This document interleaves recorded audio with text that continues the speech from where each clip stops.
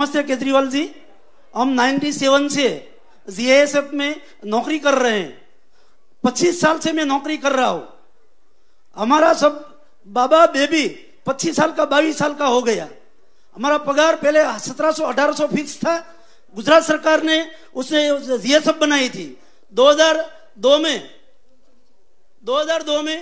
गृह सचिव, जो गृह मंत्री है, गृह सचिव है, उसने एक निकाला था पत्र कि जीएसएफ लीगल है, जीएसएफ गुजरात सरकार का पार्ट्स है। फिर भी हमको अभी पगार कितना मिल रहा है? 11,000।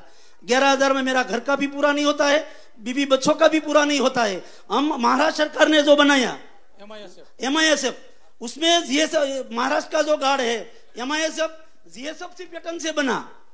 पहले जीएसएफ 97 में बना, 2003 में MISF बना। उसका सिक्योरिटी गार्ड है, उसको पगार मिलता है 37,500, हमको पगार मिलता है 37,000।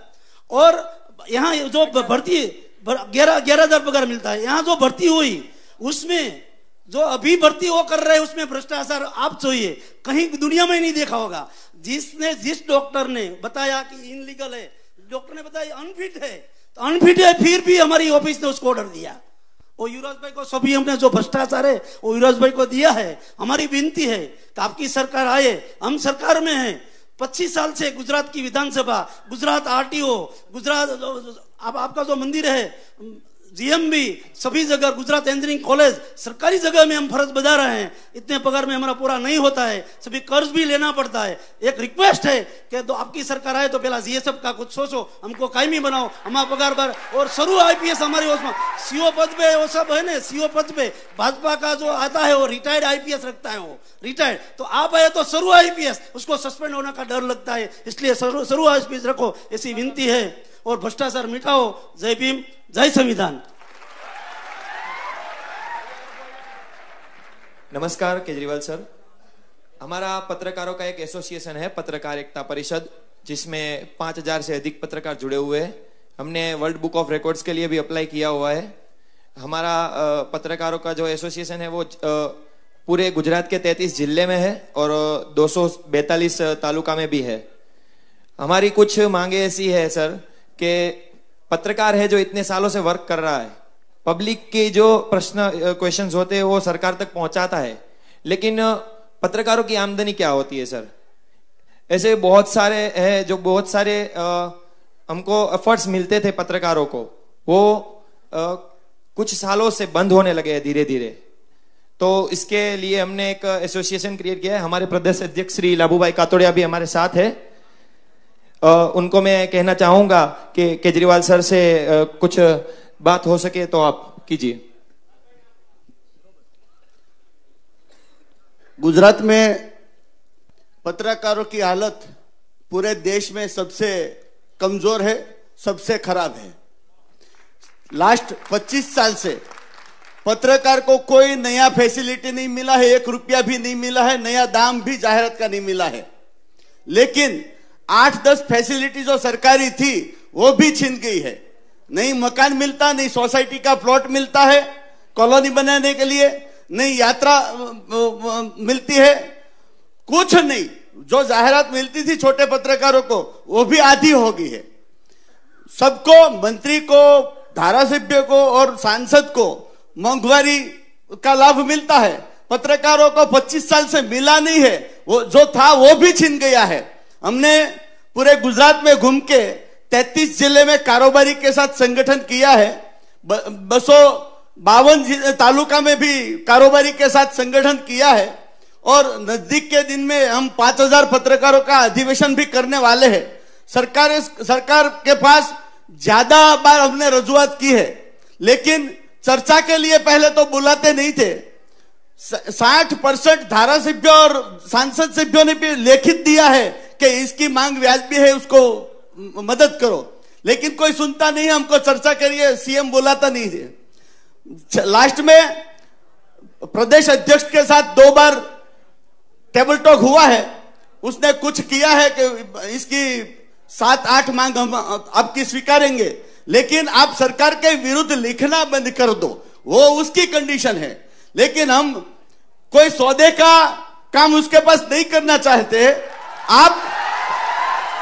आप प्रेस मीडिया गुजरात का उत्थान करने के लिए कौन सी पॉलिसी लगाएंगे, गुजरात के पत्रकारों को स्वाभिमान से जीने के लिए, काम करने के लिए आप कौन सी पॉलिसी हमको देंगे, उसका हम इंतजार करते हैं। खूब खूब आभार। તમામ મિત્રો જે છે હવે મુખ્ય આપણે માનનીય અરવિંદજીને સાંભળવાના છે, જે પ્રશ્નો છે એમનો જવાબ લેવાનો છે। परिपक्वता ये नहीं कि बड़ी बड़ी बातें करे, अरे परिपक्वता ये नहीं कि बड़े बड़ी बातें करे, परिपक्वता तो ये है कि छोटी सी छोटी बात को सुने और उसको समझे। तो ये तमारी छोटाમાં નાનામાં નાની વાતને આજે સમજવા માનનીય અરવિંદ કેજરીવાલજી દિલ્હીના મુખ્યમંત્રી આપણી વચ્ચે આવ્યા છે, ત્યારે હું એમને નમ્ર અપીલ કરી કે આપની વચ્ચે પોતાનું માર્ગદર્શન આપે।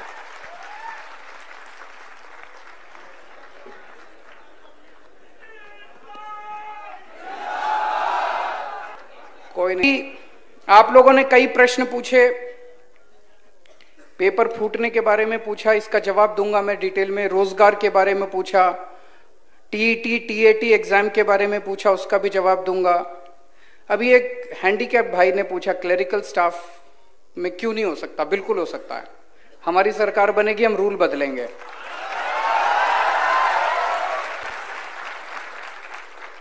और जो आपने उसको हाय दी है, आप हमें आशीर्वाद दीजिएगा।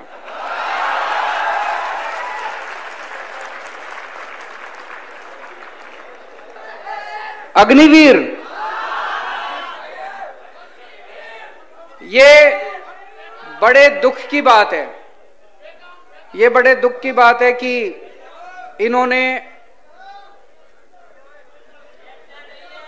इन्होंने आर्मी की भर्तियों में एक तरह से अब टेम्पोररी पोस्टें निकाली हैं, रेगुलर पोस्ट की बजाय टेम्पोररी पोस्ट निकाली है। क्यों निकाली है? लोगों ने इनसे पूछा कि भाई ये 4-4 साल वाली पोस्टें क्यों निकाली है? बोले हमारे पास आर्मी के लोगों को, सेना को पेंशन देने के पैसे नहीं है। मैं इनसे अपील करना चाहता हूं, एक बार इस देश के लोगों से बात तो करके देखते। इस देश के 130 करोड़ लोग एक टाइम का खाना कम खा लेंगे, लेकिन अपने सैनिकों के लिए पैसे देने को तैयार हैं। यह बड़े शर्म की बात है, यह बड़े शर्म की बात है कि केंद्र सरकार कहती है कि हमें अपने सैनिकों की पेंशन देने के पैसे नहीं है। हम देंगे, इस देश की जनता पैसे देगी, तुम चिंता मत करो। अपने दोस्तों को 10-10 लाख करोड़ रुपए का कर्जा माफ कर देते हो, अपने दोस्तों के 10 लाख करोड़ रुपए के कर्जे माफ कर सकते हो, हमारे युवाओं को पेंशन देने के पैसे नहीं है तुम्हारे। हम इसका सख्त विरोध करते हैं और इसको पूरा विरोध करेंगे, आपके साथ मिलकर विरोध करेंगे और वापस बहाली करवाएंगे सेना के लोगों को। जीआईएसएफ के इतने सारे साथी आए हुए हैं, आप लोग जनता की बहुत सेवा करते हैं।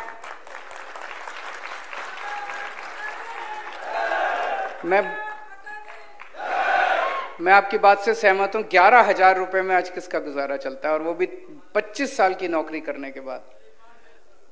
आप हमारी सरकार बनाइए, 1 महीने के अंदर आपको आपका हक दिलवाया जाएगा, आपको न्याय दिलवाया जाएगा, आपको पूरी तनख्वाह दिलवाया जाएगा।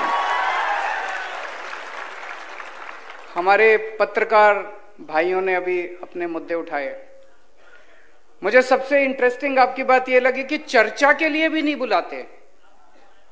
इनको अहंकार हो गया है, इनको गरूर हो गया है। 27 साल की सत्ता में रहने के बाद इनको लगता है। हम कई बार गुजरात में जब आते हैं तो यहाँ के नेताओं से बात करते हैं, बीजेपी वालों से। हमने कहा कुछ करते क्यों नहीं हो? कहते हैं जरूरत क्या है, क्यों करें, ऐसे ही वोट मिल रहे हैं, कहां जाएंगे लोग? बोले कांग्रेस को देंगे तो कांग्रेस वाले हमारे में आ जाएंगे। पहली बार इनकी नानी याद आ रही है, आम आदमी पार्टी आ गई है। तो मैं पत्रकार बंधुओं से सबसे कहना चाहता हूं, जितने सरकारी फैसिलिटीज आपको बंद की गई सारी दोबारा चालू कराएंगे, आपके साथ बैठेंगे और जो जो फैसिलिटीज हो सकती हैं आप वो सारी फैसिलिटीज आपको देंगे और आपसे निवेदन करेंगे हमारी सरकार बनने के बाद हमारे पक्ष में मत छापिएगा, हमारी त्रुटि निकालिएगा।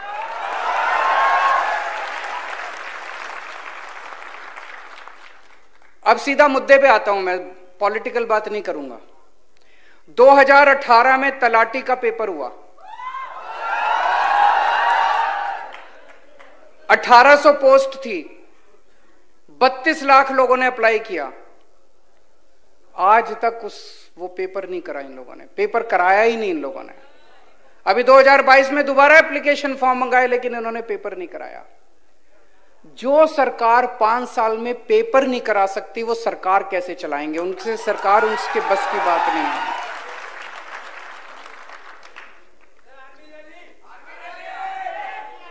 आ रहा हूं। तो आज मैं आपको आश्वासन देता हूं, दिसंबर में आम आदमी पार्टी की सरकार बनेगी, फरवरी में तलाटी का पेपर होगा।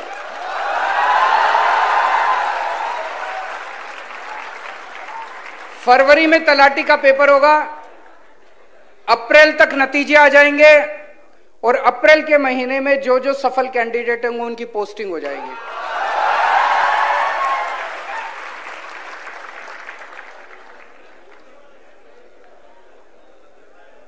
एक जो सब लोग जिस मुद्दे से दुखी हैं कि पेपर बहुत फूटते हैं, इतने पूरे देश में दिवाली पे पटाखे नहीं फूटते जितने गुजरात में पेपर फूटते हैं। मैं अभी लिस्ट पढ़ रहा था, 2014 में चीफ ऑफिसर का पेपर फूटा, 2015 में तलाटी का पेपर फूटा, 2016 में जिला पंचायत तलाटी का पेपर फूटा, 2017 में 12वीं का बायोलॉजी का पेपर फूटा, 2017 में जीटीयू का सिविल इंजीनियरिंग का पेपर फूटा, 2018 में टेट का पेपर फूटा, 2018 में मुख्य सेवी का पेपर फूटा, 2018 में नायब चिटनीश का पेपर फूटा, 2018 में लोक रक्षक का पेपर फूटा, 2018 में बिन सचिवालय क्लर्क का पेपर फूटा, 2018 में बीएड का पेपर फूटा, 2021 में हेड क्लर्क का पेपर फूटा, 2021 में सौराष्ट्र यूनिवर्सिटी इकोनॉमिक्स का पेपर फूटा, 2022 में वन रक्षक का पेपर फूटा, 2022 में पीजीवीसीएल जूनियर असिस्टेंट का पेपर फूटा, 2022 में 7वीं क्लास का पेपर फूटा, साउथ गुजरात यूनिवर्सिटी पेपर फूटा, 2022 में 10वीं का हिंदी का पेपर फूटा। इनको शर्म नहीं आती?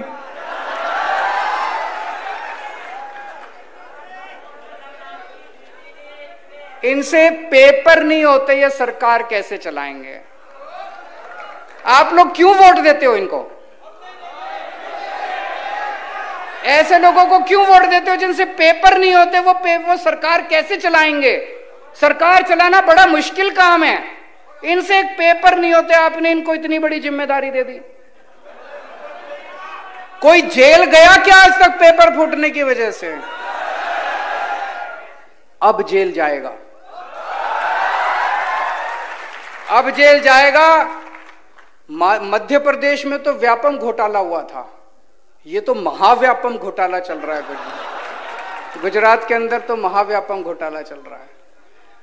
मनीष सिसोदिया ने कोई गलत काम नहीं किया, झूठा केस बना के सीबीआई इनके यहां भेज दी, लेकिन आज तक पेपर फूटने वाले के यहां किसी के यहां सीबीआई नहीं गई, सीबीआई की रेड नहीं, कोई सीबीआई। क्यों? वो सारे इन्हीं के लोग हैं जो पेपर फोड़ते हैं।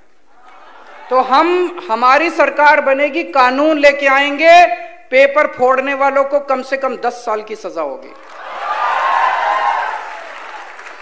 और 2015 के बाद से जितने पेपर फूटे सबके केस खोले जाएंगे, सबकी इंक्वायरी दोबारा कराई जाएगी और सबको जेल भेजेंगे। जितने पेपर फोड़े इन्होंने सबको जेल भेजेंगे, पेपर फोड़ने वालों। अब खबरदार, दिसंबर के बाद अगर किसी ने गुजरात में पेपर फोड़ा तो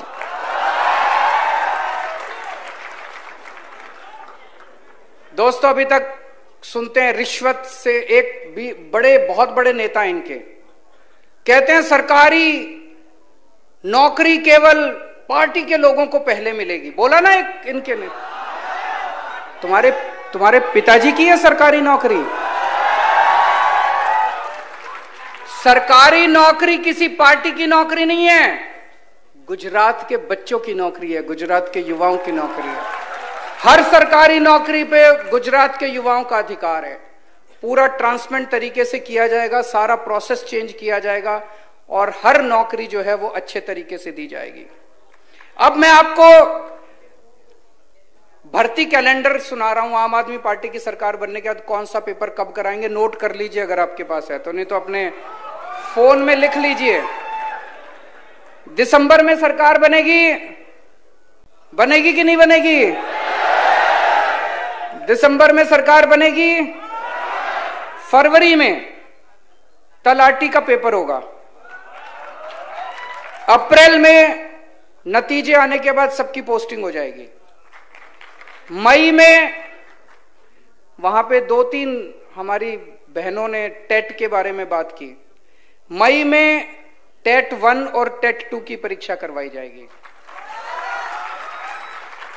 और टीईटी और टीएटी दोनों की परीक्षा होगी। टीईटी 1, टीईटी 2 एंड टीएटी दोनों की परीक्षा, तीनों परीक्षा मई के महीने में कराई जाएगी और जुलाई के महीने में नतीजे आ जाएंगे। जुलाई में जितने टीचर काम कर रहे हैं, जितने कर्मचारी काम कर रहे हैं, उनको एक मौका दिया जाएगा कि आप लोग बताइए कि आपको किस जिले में पोस्टिंग करवानी है अपनी। अभी हमने सुना कि एक आदमी इधर पोस्टिंग है, उसकी फैमिली उधर रहती है, वो दोबारा पेपर देता है, फिर उधर हो जाता है, तो ये खाली हो जाती है पोस्ट, उसके बाद दिक्कत। तो जुलाई के महीने में सबको मौका दिया जाएगा, सारे कर्मचारियों को, आप अपनी मनपसंद की डिस्ट्रिक्ट में चले जाइए। वो सब लोग अपनी अपनी डिस्ट्रिक्ट में चले जाएंगे। अगस्त के महीने में जितनी टीचर्स की वैकेंट पोस्ट हैं, उनकी सबकी भर्ती प्रक्रिया शुरू की जाएगी, उनके पेपर कराए जाएंगे। अक्टूबर के महीने तक सारे टीचर्स की पोस्टिंग, नए टीचर्स की पोस्टिंग कर दी जाएगी। नवंबर के महीने में सब इंस्पेक्टर और असिस्टेंट सब इंस्पेक्टर की भर्ती शुरू की जाएगी और दिसंबर के महीने में सबको पोस्टिंग कर दी जाएगी। मंजूर है? ठीक है ना? गलत तो नहीं है? तो ये भर्ती कैलेंडर हमारी तरफ से आपको गारंटी है। दूसरा, दिल्ली में जैसे अभी मनीष सिसोदिया जी ने बताया, हमने 12 लाख बच्चों को रोजगार दिलवाए हैं पिछले कुछ सालों में। तरह तरह के तरीके से, अलग अलग तरीके से पोर्टल खोला, जॉब फेयर लगाए, जॉब मेला लगाया, रोजगार के लिए हमने काफी काम किया, सरकारी नौकरियां निकाली, प्राइवेट नौकरियां निकाली, 12 लाख बच्चों को रोजगार दिलाया। तो रोजगार दिलाना आता है हमको, हमारी नीयत भी साफ है। तो मैं गारंटी देता हूं, गुजरात के हर युवा को हम 5 साल के अंदर रोजगार दिलाने की कोशिश करेंगे, 5 साल के अंदर हर युवा को। लेकिन जब तक रोजगार नहीं मिल जाता, तब तक बेरोजगार युवा को 3,000 रुपए हर महीने बेरोजगारी भत्ता दिया जाएगा। कल मैं किसी से बात कर रहा था, वो कह रहा था पैसा कहां से आएगा, फिर मैंने उसको 2 आर्टिकल दिखाए। मैंने कहा देखो ये 2 स्कैम बंद हो गए तो बेरोजगारी भत्ते का सारा पैसा आ जाएगा।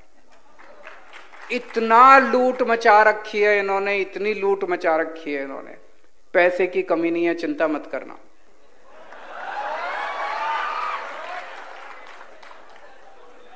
अगला पॉइंट, 10 लाख सरकारी नौकरियां निकालेंगे।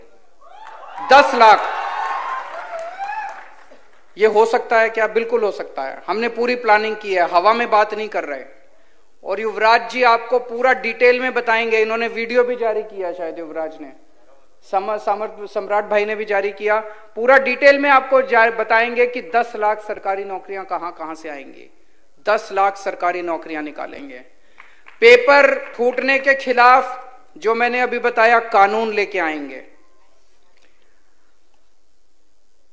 जितनी पोस्टें, जितनी वैकेंसीज निकलती हैं और उनकी भर्ती होती है, हर एक में वेटिंग लिस्ट निकाली जाएगी ताकि जितने लोग ना ज्वाइन करें उनको उसके ऊपर किया जा सके।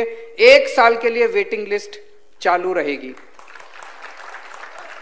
पहले बड़े पदों के ऊपर भर्तियां की जाएंगी, उसके बाद छोटे पदों के ऊपर भर्तियां की जाएंगी ताकि वैकेंसीज ना रह सके। और सरकारी भर्ती की परीक्षा देने के लिए जितने बच्चे जाते हैं, 32 लाख बच्चे एक परीक्षा देने के लिए गए थे। जब वो बच्चे परीक्षा देने के लिए जाते हैं उस दिन उनका बस का आने और जाने का किराया फ्री होगा।